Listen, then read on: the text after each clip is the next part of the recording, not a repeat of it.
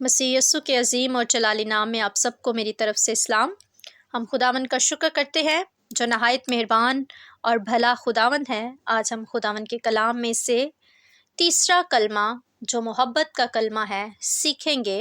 आए मेरे साथ निकालें यूहन्ना की अंजील 19 बाब और उसकी 25 आयत से।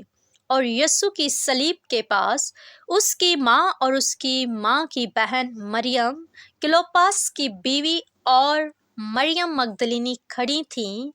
यस्सु ने अपनी माँ और उस शागिर्द को जिससे मोहब्बत रखता था पास खड़े देखकर माँ से कहा कि ए औरत, देख तेरा बेटा ये है।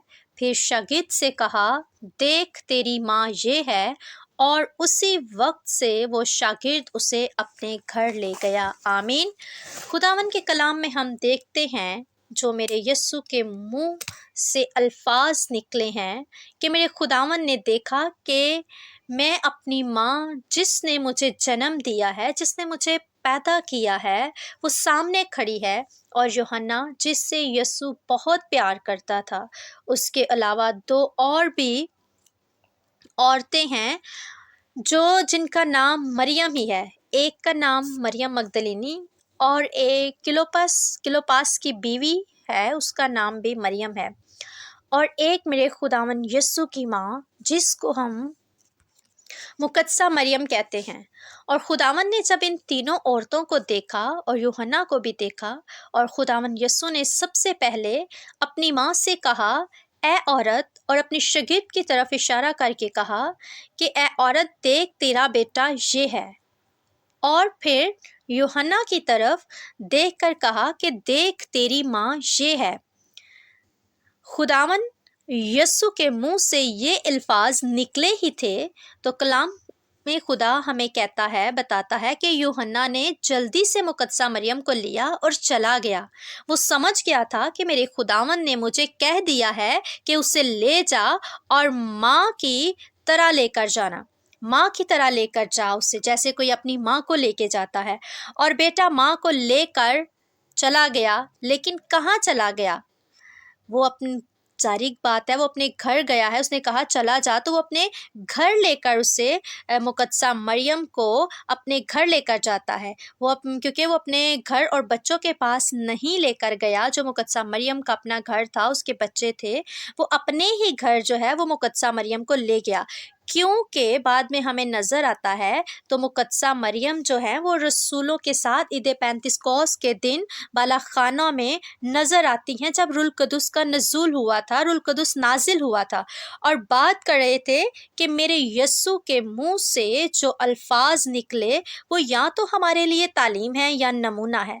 दुख उठा कर नमूना दे गया है हमारा यस्सु हमें, और जितनी बातें लिखी वो तालीम दे गया है। इसमें तालीम क्या है और नमूना क्या है? मेरे खुदावन ने कहा ए औरत।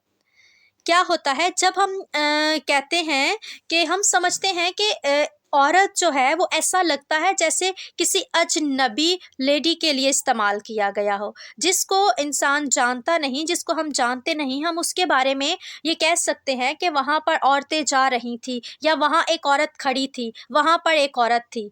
मतलब इससे कोई रिश्ता नहीं है। इस लफ्ज़ से ऐसा लगता है कि मेरे यस्सु ने कह दिया है कि मेरे साथ तो इसका कोई रिश्ता नहीं, क्योंकि यस्सु ने भी कहा कि ए औरत।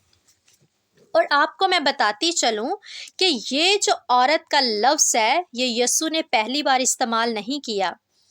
पहली बार यस्सु मसीह ने जब मौजज़ा किया, मुकद्दसा मरियम को जब औरत कहा, तो जब पहला मौजज़ा जो काना गलील में खुदावन यस्सु ने मौजज़ा किया, वहाँ पर मुकद्दसा मरियम ने कहा कि मैं जो है वो इनकी ख़त्म हो चुकी है। तो यस्सु ने कहा मेरा अभी वक्त नहीं आया। ए औरत, मुझे तुझसे क्या काम? और थोड़ी देर बाद वक्त आ गया। और फिर मेरे यस्सु ने यही औरत का लफ्ज़ सामरी औरत को भी कहा था। यूहन्ना की अंजील 4 बाब और उसके 21 आयत में हम देखते हैं। यस्सु ने उससे कहा ए औरत, मेरी बात का यकीन कर कि वो वक्त आता है कि तुम ना तो इस पहाड़ पर बाप की प्रस्तिश करोगे और ना यरूशलेम में। تم جسے نہیں جانتے اس کی پرستش کرتے ہو، ہم جسے جانتے ہیں اس کی پرستش کرتے ہیں کیونکہ نجات یہودیوں میں ہے۔ آمین۔ اور یہ بات پتہ ہے کب کہی تھی اس عورت کو؟ جب اس نے مان لیا تھا کہ تو نبی ہے، اسے یقین اس نے کر لیا تھا کہ تو نبی ہے، تو میرے خداوند نے اس کو بڑی رسپیکٹ دی اور کہا کہ اے عورت۔ اور پھر جب یسوع زندہ ہوا ہے مرنے کے بعد، تو پتہ مریم مگدلینی کو بھی یسوع نے کہا تھا کہ اے عورت۔ یہ بھی ہم خداوند کے کلام میں سے پڑھ لیتے ہیں، یوحنا کی انجیل 20 باب اور اس کی 15 آیت میں۔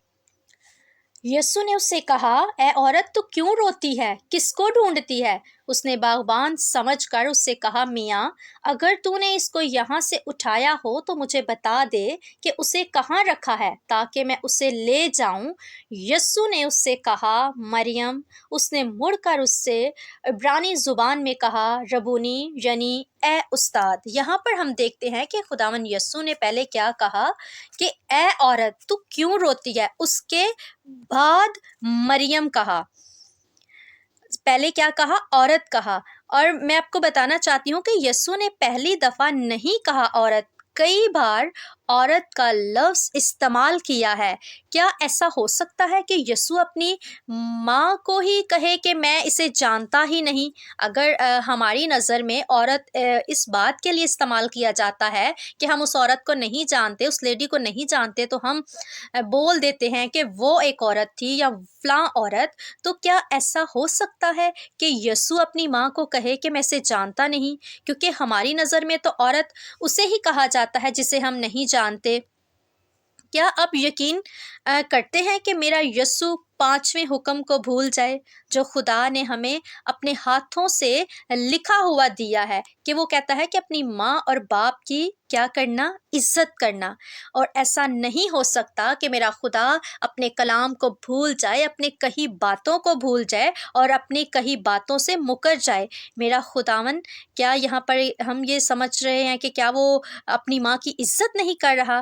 وہ اپنی ماں کی عزت کرتا ہے۔ وہ اس حکم کے مطابق جو ہے وہ اپنے ماں کی عزت کر رہا ہے، فکر کر رہا ہے۔ ہمیں اس پر غور کرنا ہوگا کہ یسوع نے عورت کا لفظ کیوں استعمال کیا۔ اصل میں بات یہ ہے کہ اردو میں جب ہم اس کا ترجمہ کیا گیا تو عورت ہی لفظ جو ہے وہ آیا، لیکن اصل میں یہ ورڈ جو ہے وہ یونانی کا ہے، جو ہے گونیے۔ گونیے لفظ جو ہے وہ یونانی میں ہے اور لفظ لکھا ہوا ہے، اور گونیے کسی عام عورت کو نہیں کہا جاتا۔ اس کا مطلب ہوتا ہے معزز خاتون، اور اس کا مطلب بی بی بھی ہوتا ہے۔ بی بی اس کو بولتے ہیں جس کو رسپیکٹ دیتے ہیں۔ پرانے وقتوں میں اگر ہم دیکھیں تو بزرگ عورتوں کو لوگ جو ہے اکثر لوگ بی بی کہہ کر پکارتے تھے، اور میں سمجھتی ہوں آج کے دور میں بھی اگر دیکھا جائے تو میری ایک دادی لگتی ہیں، ان کے جو بچے ہیں وہ ہمارے عزیز ہیں، رشتہ دار ہیں، ان کے جو بچے ہیں آج بھی اپنی ماں کو بی بی ہی کہتے ہیں۔ تو اسی طرح بی بی جو ہے یہ رسپیکٹ کا لفظ ہے، یہ گونیے یونانی لفظ میں یہ ورڈ استعمال ہوا ہے۔ اور انگلش میں اگر دیکھا جائے تو ہم کیا کہتے ہیں؟ لیڈی، میڈم، جیسے ہم کہتے ہیں تو میڈم جو ہے، کیا ہم اگر کسی کی بے عزتی کرتے ہیں تب بولتے ہیں؟ جب ہم کسی کو عزت دیتے ہیں ہم تب یہ ورڈ بولتے ہیں میڈم کا۔ اور لیڈی بھی کہتے ہیں، جیسے لیڈیز فرسٹ۔ تو لیڈیز فرسٹ جو کیا ہے، یہ ہم عورتوں کے احترام کا لفظ ہے کہ ہم عورتوں کا احترام کر رہے ہیں۔ اردو میں ترجمہ لگتا ہے کہ ایسے ہی ہے، بس اپنے مائنڈ کلیئر کر لیجئے آپ۔ میرا خداوند کبھی اپنے حکم کی نافرمانی نہیں کر سکتا۔ وہ نمونہ دے کر گیا ہے، تو کیا وہ یہ نمونہ دے گا کہ اپنی ماں کی عزت نہ کرو؟ کیونکہ میرے خداوند یسوع نے یوحنا سے کہا کہ تو میری ماں کو لے جا، یہ تیری ماں ہے۔ اس کی وجہ یہ تھی کہ یسوع کے اپنے بھائی جو تھے ابھی تک اس پر ایمان نہیں لائے تھے، تو اگر وہ اپنے گھر چلی جاتی تو وہ سمجھو وہ بے ایمانوں کے پاس چلی جاتی، مطلب جو اس کے خداوند یسوع کے بھائی تھے انہوں نے ابھی ایمان نہیں لائے تھے، اور بے شک وہ مقدسہ مریم کے بیٹے تھے، لیکن میرا خداوند چاہتا تھا کہ میری ماں माँ एक मुक़द्दस औरत है, तो मुक़द्दसों को मुक़द्दसों के पास ही जाना चाहिए। देखें इसकी मोहब्बत ही तो थी कि इतनी तकलीफ़ में, इतनी वो दुःख की हालत में है, इतनी उम, परेशानी और इतने दुःख और सितम मेरे खुदावंद यस्सु पर ढाए गए, और इतनी तकलीफ़ में रहते हुए भी, इतनी तकलीफ़ को बर्दाश्त करते हुए भी मेरा खुदावंद जो है वो अपनी माँ की फ़िक्र कर रहा है, और अपनी माँ के लिए वो आने वाले वक़्त के लिए सोच रहा है कि मेरी माँ के लिए बेहतर जगह जो है वो कौन-सी है, ये उसकी मोहब्बत ही तो है। इसी वजह से तो वो यूहन्ना से कहता है कि इसको अपने घर ले जा। और मेरी आपसे दरख्वास्त है आज कि मुक़द्दसों के साथ मिल जाएं, अच्छी रफ़ाकत आपको मिल जाएगी, आपकी ज़िंदगी बदल जाएगी। आप अपने वालिदैन को, जैसे खुदावंद यीशु ने हमें यही तो सिखाया अपनी माँ को मुक़द्दसों के साथ भेजकर, कि हमें भी अपने वालिदैन को, अपने बुज़ुर्गों को जो है वो मुक़द्दसों के साथ अटैच करवाएं, ताकि वो भी अच्छे हो जाएं। उनकी ज़िंदगी में जब रफ़ाकत अच्छी होगी तो उनकी ज़िंदगियाँ भी पाक और साफ़ हो जाएंगी। यही वजह है कि मुक़द्दसों के साथ भेजने की। उस वजह से तो मुक़द्दसा मरियम ईद पेंतिकोस्त के दिन 120 की जमायत में नज़र आती हैं, और वो भी गैर ज़ुबानें बोल रही थीं, वो भी उनकी जमायत का हिस्सा बन गई। मेरे खुदावंद ने बेहतरीन नमूना दिया है। देखें, पहले कलमे में खुदावंद ने सिखाया कि माफ़ कैसे करते हैं, और दूसरे कलमे में बताया कि बादशाही में हम कैसे शरीक हो सकते हैं, या बादशाही में शरीक होने का तरीका बताया कि हमें क्या करना है, अपनी ज़ुबान को ठीक रखना है, क्योंकि उस डाकू ने अपनी ज़ुबान का ही तो अच्छा इस्तेमाल किया। बातों से ही तो इंसान रास्तबाज़ ठहरता है। उसने अपनी बातों का अच्छा इस्तेमाल किया, अपनी ज़ुबान की वजह से वो खुदा के हज़ूर जो है वो फिरदौस में उसको जगह मिली। और तीसरे कलमा हमें जो आज हमने सीखा, ये सिखाता है कि अपनी माँ और बाप की इज़्ज़त करो, किसी भी हालात में क्यों ना हो, किसी भी मुसीबत में क्यों ना हो, अपनी माँ की इज़्ज़त करो, अपने माँ बाप की फ़िक्र करो, ताकि खुदावंद जो आसमान पर है तुम्हें बरकत और अजर दे। आमीन। सो आज के इस कलमे के वसीला से खुदावंद आप सबको बड़ी बरकत दे। आमीन।